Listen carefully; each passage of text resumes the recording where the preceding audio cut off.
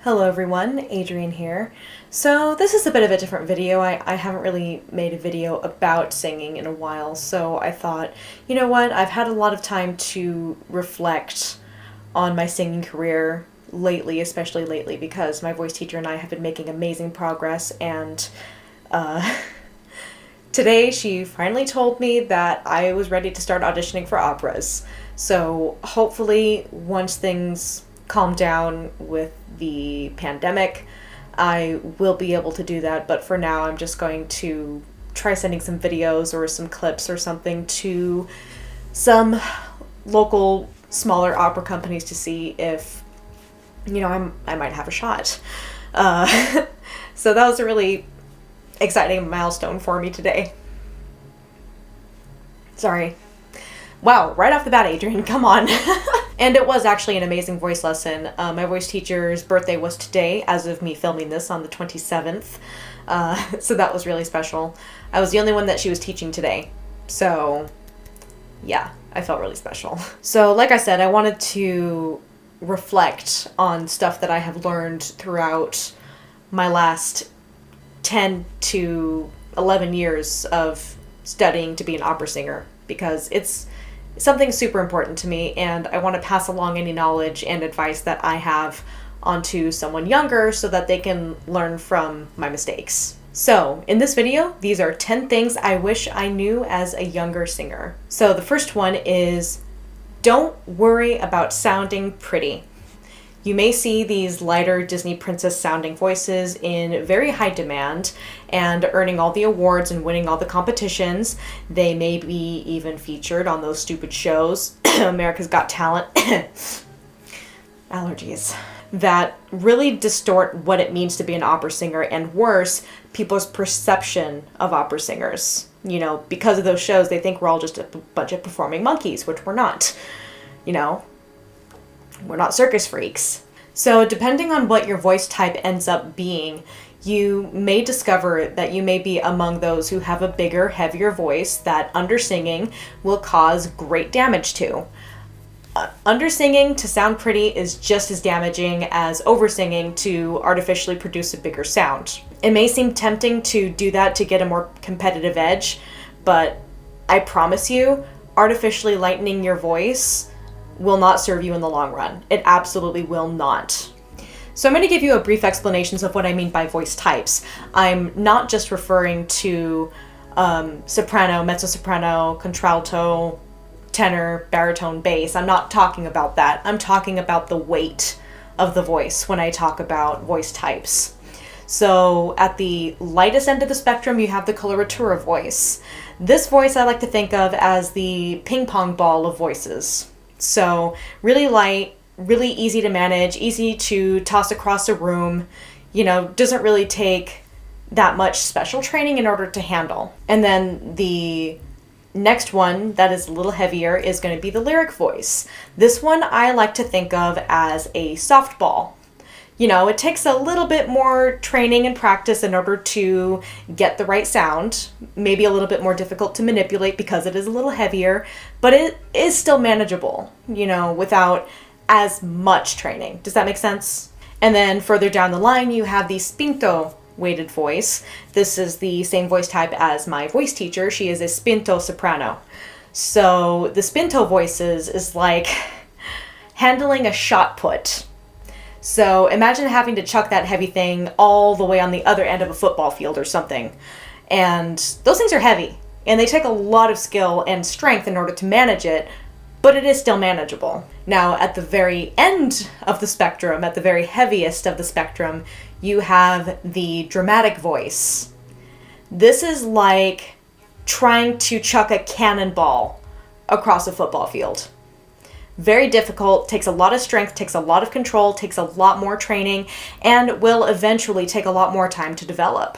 So that's the best analogy that I can give about voice weights. And yes, I am technically classified as a dramatic voice. So with that in mind, A pianissimo dynamic from a coloratura voice will not be the same as a pianissimo from a dramatic voice. It will not be the same volume or intensity, and whoever wants you to believe that is really, really mistaken. I remember when I was a younger singer that singing too softly to lighten up my voice was extremely painful, but I thought that that's what I had to do in order to be successful.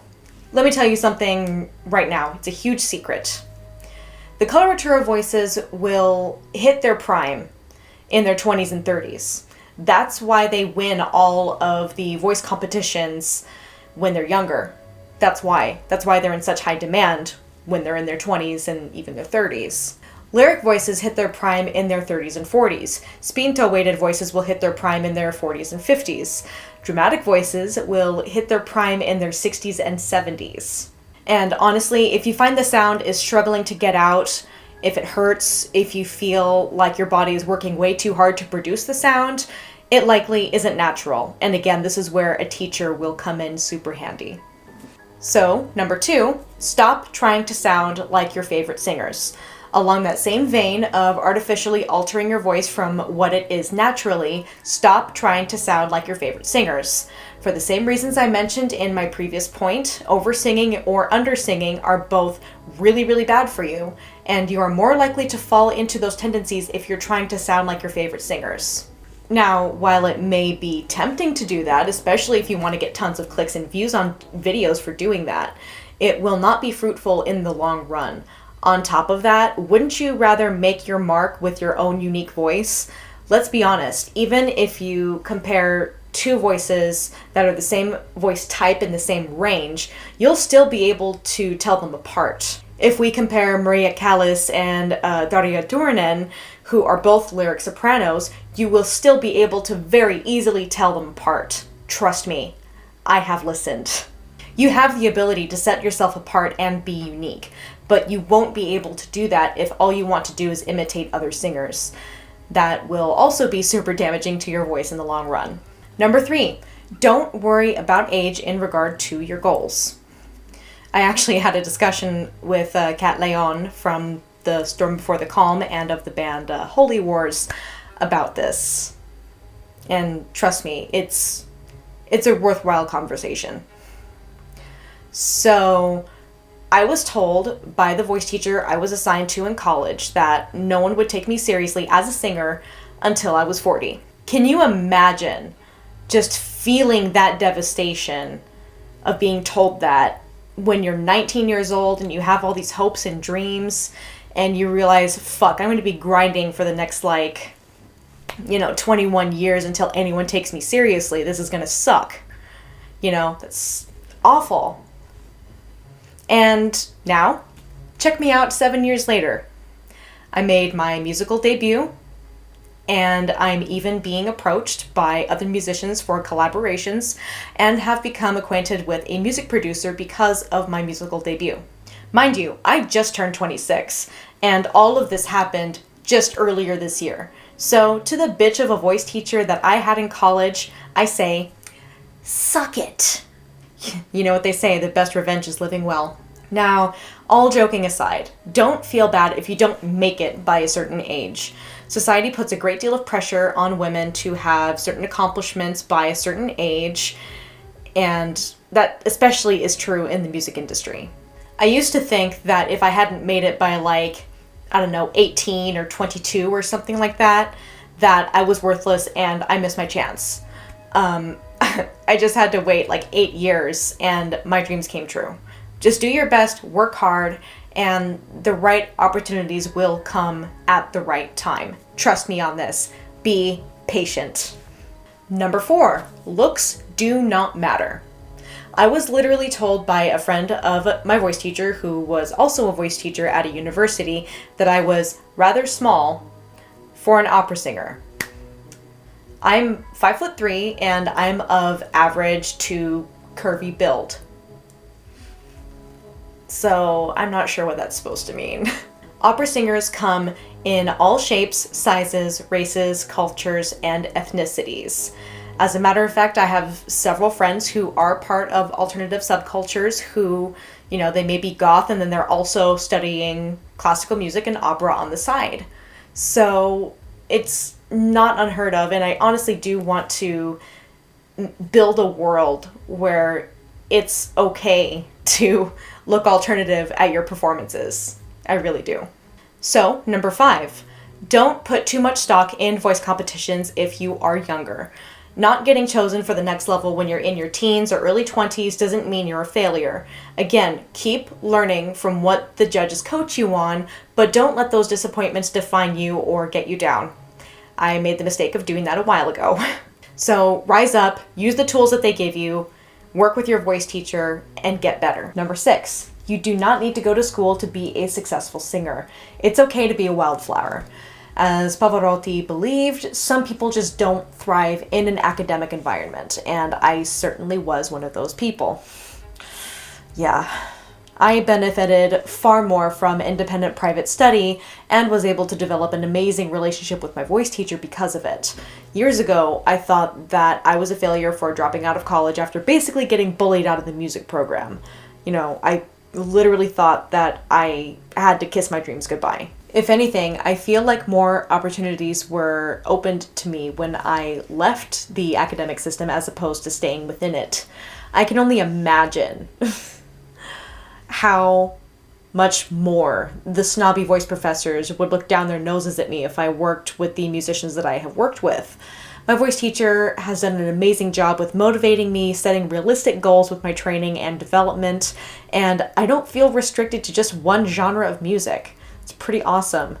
And I'm having a fucking blast with these collaborations. I really am. Number 7. Being an opera singer does not mean that you limit yourself to just classical music, and liking opera shouldn't invalidate you for other aspects of your identity, such as being part of a subculture. As I've said many times, I was mocked many years ago for having an interest in studying opera because obviously it's not punk rock enough to be part of the goth subculture, because obviously goth is just about post-punk. Or rather being post-punk. And I should be learning to sing in post-punk style to maintain my goth status. God, it's so fucking ridiculous. Especially now that I've learned that there are so many operatically trained singers within the many umbrellas of goth music that their arguments just fall flat. Number 8. There is a huge difference between limiting yourself and knowing your limits. While you may be told something like, you can't sing this repertoire because your voice is too heavy or too light for this, you don't need to stay within the boundaries of repertoire specifically written for your specific voice type. At this point in my development, I'm considered a dramatic mezzo-soprano, so my voice is on the heavier end of the voice spectrum. But it was fun to challenge myself with a little piece like Il Dolce Suono from Lucia di Lammermoor by Donizetti, and mind you, that's written for a coloratura soprano. It did actually really help me gain better control of my voice. And even if it wasn't specifically written for my voice. That being said, there are pieces that will just be too difficult for you or for your voice type to do, and that's totally fine.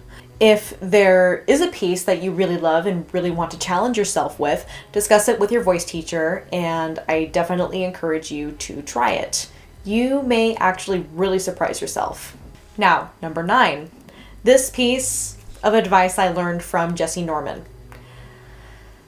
Enjoy the preparation leading up to your performances. This is super, super important. You spend so much more time preparing, practicing, and rehearsing than you do actually performing. So enjoy that time. Learn to enjoy that time. Take the time to absorb the piece and let it become part of you, because that's the best thing you can possibly do with your performance. And number 10, inspire others. Follow in the footsteps of your favorite singers, but step it up a notch and use your talent to create your own message to inspire others in regard to being a singer. For example, I want to stop the snobbery in the world of opera. I want to encourage more alternative people to pursue it so that we can, all together, show how diverse it is. Encourage other singers, share your tips and tricks for success, gas each other's asses up. You could be the reason why someone starts to study opera. Give them a reason to do that. Inspire more people and keep it going. And I don't mind listing my biggest inspirations for singing. Luciano Pavarotti, Maria Callas, Freddie Mercury, Tarja Turunen, Julie Dolbini, Jesse Norman, Elena Garancha, and definitely Ashton Knight. They weren't just a bunch of stiffs. They broke boundaries, and they continue to break boundaries. They're open-minded, and they inspire. The more they inspire, the more opera can stay alive. So guys, those were 10 things that I wish I knew as a younger singer, and I really hope that you will take into account what I had to say, and if you don't feel like, that doesn't apply to you, that's fine. Maybe at some point in the future it will. 10 years can make a huge difference in how you see things, trust me. And like I said, now that I'm at a point in my development where my voice teacher thinks that I'm ready to audition for operas, this stuff makes a difference. It really does. It'll help reshape your attitude. It'll help you inspire other people. It'll help motivate you. It really will. So subscribe to my channel if you haven't already, and make sure you hit that bell for notifications. And thank you so much to all of my patrons for your support. I couldn't do this without you. So you guys are amazing. I love you, and I'll see you guys later. Bye.